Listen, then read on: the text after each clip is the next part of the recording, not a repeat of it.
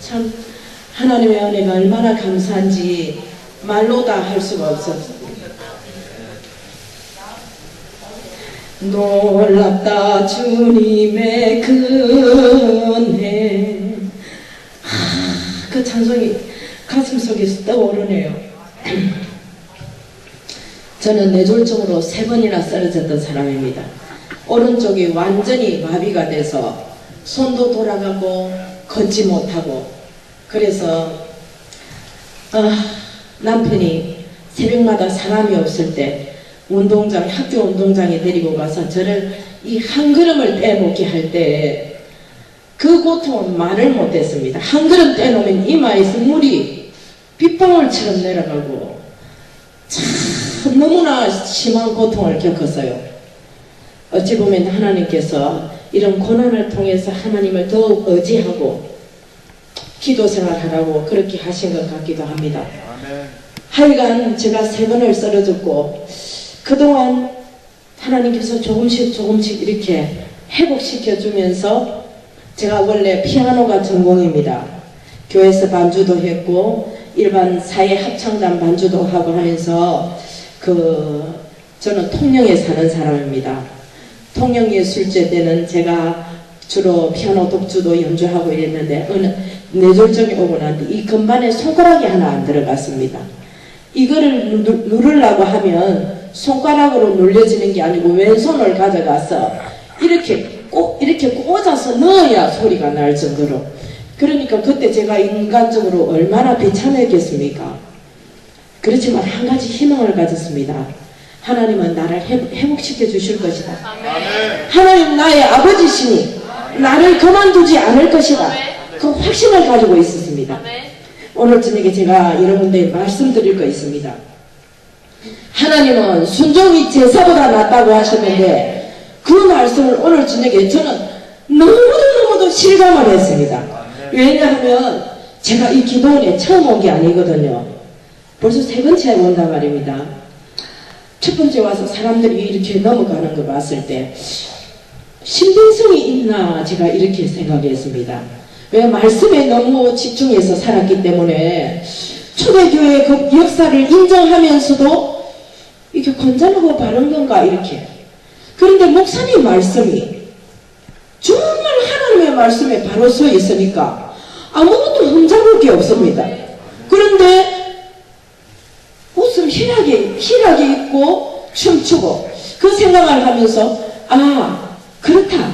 천국은 기뻐하는 곳이니까 이것이 바로 땅 위에서 이루어지는 천국이 아니겠는가. 그리고 춤추는 거 기쁘면 당연히 춤이 나온다. 이렇게 앉아서 말씀 들으면서 지겨워서 자불고 하는 이게 바른 예배가 아니라 예배는 정말 페스티벌이 되어야 된다. 축제가 되어야 된다. 제가 그런 생각을 많이 했어요. 그래서 처음에 왔을 때 보면서 제가 받고 싶다. 나도 다른 사람처럼 저렇게 넘어도 치고 웃어도 보고 마음대로 하고 싶다. 근데 그 마음대로 됩니까? 제가 간절한 마음인데 욕심이었어요. 욕심은 있는데 안 되더란 말입니다. 여러분 중에 아마 지금도 그렇게 안 되는, 자기 마음대로 안 되는 분들이 있을 겁니다.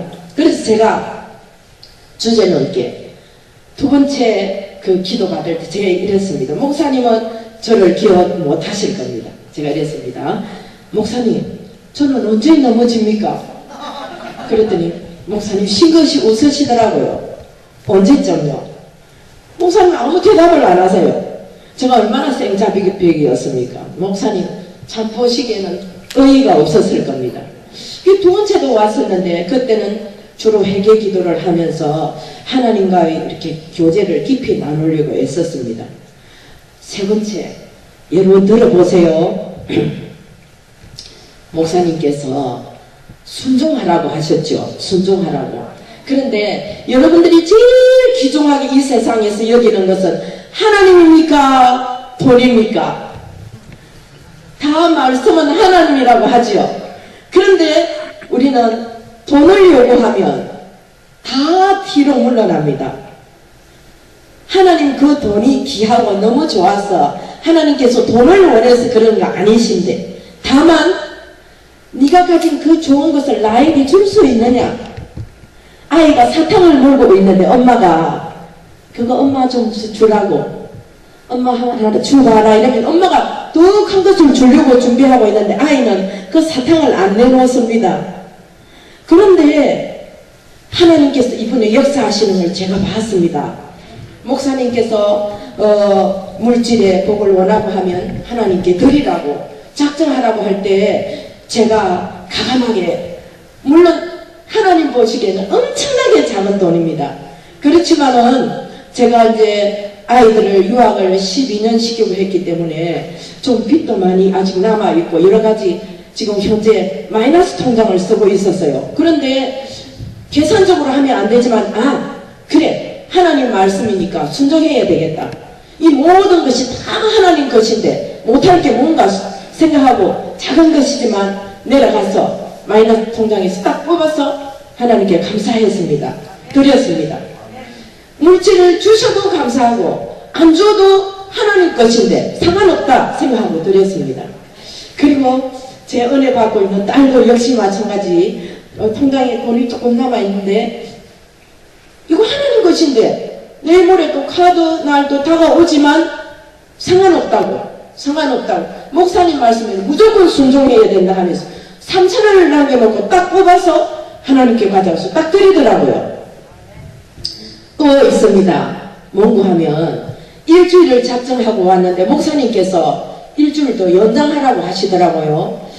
집에 가면 할 일도 많고 또 제 아이는 지금 학교 교사로 있으면서도 대학 입시생들 그 피아노 레슨도 하고 해서 가야 되는데 목사님 말씀하시니까 순종이 제사보다 낫다, 순종해야 된다 그러면서 딱 가더니 뭐 과감하게 예 목사님 알겠습니다 이러더니 가서 아이들한테 이제 내일 모레 입시인데 연습 다 하라고 선생님 또 가야 된다고 하면서 저도 뭐 여러 가지 사정이 있습니다. 저는 피아노가 전공이지만 지금 대학 3학년에 다시 그 편입해서 저는 오케스트라 지휘를 전공하고 있습니다. 지금 3학년을 마치고 이제 4학년에 올라가야 되거든요. 방학 때 지금 가서 교수님하고 미팅도 있고 레슨도 해야 되고 여러 가지 사정이 있지만 하나님이 콜 하시니까 예스라고 대답해야 되겠다. 이렇게 하고는 무작정 다 올라왔습니다. 또다시 우리 집은 저 통영 우리나라 최고 끝에 있습니다. 여기까지 오면 8시간이 걸립니다. 무조건 올라왔습니다. 어제까지 잘 지냈거든요. 이제 계획은 목요일 집회를 마치고 금요일 아침에 내려간다. 계획을 했는데 목사님께서 하루도 연장하라고, 하루도 연장하면 좋은 일이 있을 거라고. 그런데 속으로 생각할 때 무슨 좋은 일이 있을까? 우리 장로님을 하나님께서 쓰시려고 무슨 계획이 있으신가 보다. 더 은혜를 받게 하실란가 보다 생각하니까 우리 장로님이 이제 안 돼가지고 할 수 없이 교회 컴퓨터로 해가지고 어떻게 이제 그 학교에 또 학교 교사하시니까 또 연장을 시키고 이래가지고 하여간 하루도 이렇게 됐어요. 오늘 저에게 이 쏟아진 은혜가 웬 은혜인지 웬 감사인지 저는 흥하면서 하나님 앞에 감히 말로 드릴 수가 없습니다. 제가 보면서 부러워했던 저게 가능할까? 이런 생각하는데 제가 사실상 아까 목사님께서 쭉 인도하시고 난 뒤에 처음부터 찬양 오래 해놓으니까 솔직하게 기력이 소진 안 됩니까? 소진돼서 이제 찬양을 끝내고 저기 들어가서 앉았어요. 근데 그때서 목사님이 이렇게 또 나오시더라고요. 기력이 빠졌지만은 나가서 또 목사님 예배 인도하시는데 힘이 되고 또 주님으로 인해서 더 마칠 때까지 기뻐하는 시간을 가져야 되겠다 하고 나서 찬양하는데 갑자기 정말로 갑자기 저를 사정도 없이 이렇게 돌리는데 방향도 상관은 오른쪽으로 돌렸다가 왼쪽으로 돌렸다가 그냥 제 걸음 하나하나까지 제 자유로 되는 것은 아무것도 없었습니다. 성령께서 저를 움직였습니다. 하나님은 살아서 이렇게 역사하시는구나. 예, 정말로 제가 다시 말씀드리지만 바람이 누가 바람을 보았습니까? 그 있죠. 시에도. 그러나 나뭇잎이 흔들리는 것을 보아서 바람이 있는 것을 안다고. 성령님을 누가 이렇게 바로 눈 뜨고 쳐다봤습니까? 성령님이 우리를 통해 역사하시는 것을 보아서 정말로 살아계신 하나님, 그 성령님을 더욱 체험하고 더욱 절감하고 알게 됐습니다. 하나님의 말씀을 성령의 감동에서 기록되어 있다고 하는데 이제는 그게 막 100%가 아니라 200%, 500% 머릿속에 콱콱콱 믿어집니다. 아멘. 여러분 믿음 생활 잘 하시고 예수 잘 믿으세요. 승리하시기 바랍니다. 아멘. 감사합니다.